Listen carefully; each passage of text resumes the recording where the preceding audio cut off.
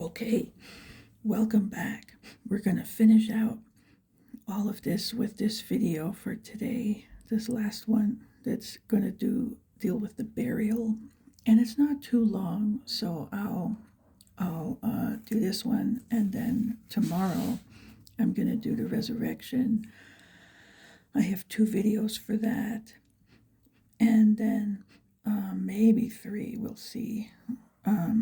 And then the other things the next day. Okay, so this is Matthew 27, and it's where is it? 57 to 66. All right. Now, when evening had come, so we're still on that same day, Friday, okay? When evening had come, there came a rich man from Arimathea named Joseph, who himself had also become a disciple of Jesus. This man went to Pilate and asked for the body of Jesus. Then Pilate commanded the body to be given to him. When Joseph had taken the body, he wrapped it in a clean linen cloth and laid it in his new tomb, which he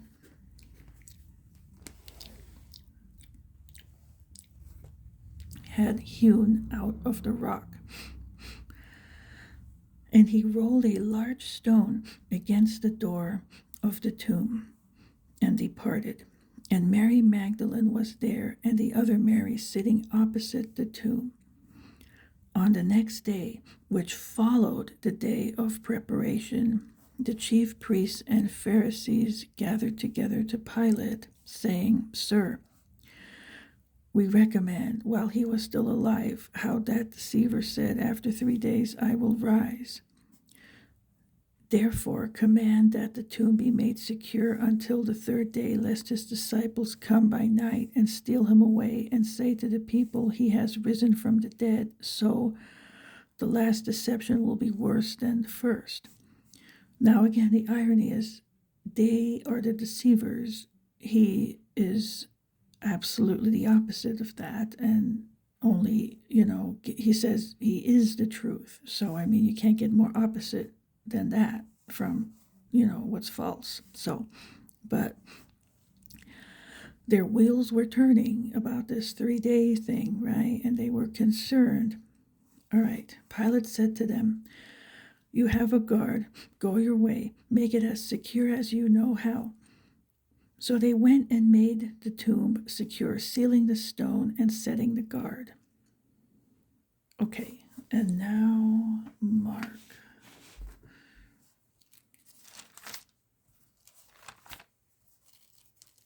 Mark 15. And it's 42 to 47. Now, when evening had come, because it was the preparation day, that is, the day before the Sabbath, Joseph of Arimathea, a prominent council member who was himself waiting for the kingdom of God, coming and taking courage, went in to Pilate and asked for the body of Jesus. Pilate marveled that he was already dead, and summoning the centurion, he asked him if he had been dead for some time. So when he found out from the centurion, he granted the body to Joseph.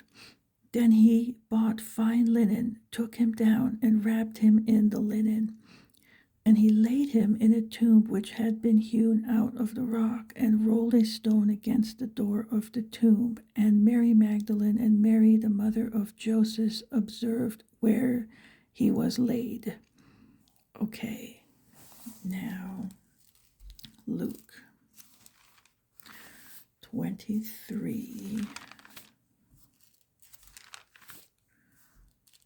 and it's 50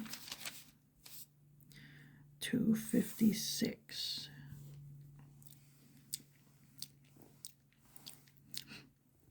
Okay, now behold, there was a man named Joseph, a council member, a good and just man. Now watch this. He had not consented to their decision and deed.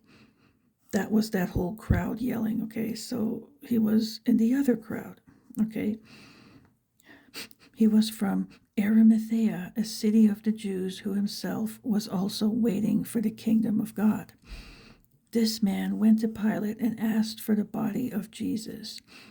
Then he took it down, wrapped it in linen, and laid it in a tomb that was hewn out of the rock where no one had ever lain before. That was the preparation, and the Sabbath drew near. Yeah, so the preparation day for the Sabbath. So Friday again. And the women who had come with him from Galilee followed after, and they observed the tomb and how his body was laid. Then they returned and prepared spices and fragrant oils, and they rested on the Sabbath according to the commandment. Okay, so they were going to go the next morning, and bring the oil with the spices like they do. Okay, now John 19.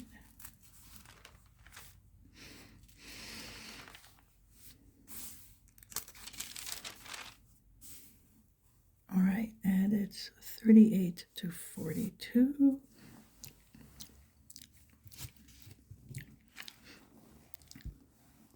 Okay. After this, Joseph of Arimathea, being a disciple of Jesus, but secretly for fear of the Jews, asked Pilate that he might take away the body of Jesus, and Pilate gave him permission. So he came and took the body of Jesus, and Nicodemus, who at first came to Jesus by night, also came, bringing a mixture of myrrh and aloes, about 100 pounds. Then they took the body of Jesus and bound it in strips of linen with the spices, as the custom of the Jews is to bury. Now in the place where he was crucified there was a garden, and in the garden a new tomb in which no one had yet been laid. So there they laid Jesus, because of the Jews' preparation day, for the tomb was nearby. Okay, so that's it. That's where we're at. And tomorrow I'll read the resurrection story from all the accounts and all that. Now, and there's a saying, that it goes something like this, like, today is Friday, but Sunday is coming. So, I'll read it tomorrow, because then it's there early Sunday morning, of course. So that's what I'll do tomorrow. So, yeah, that's it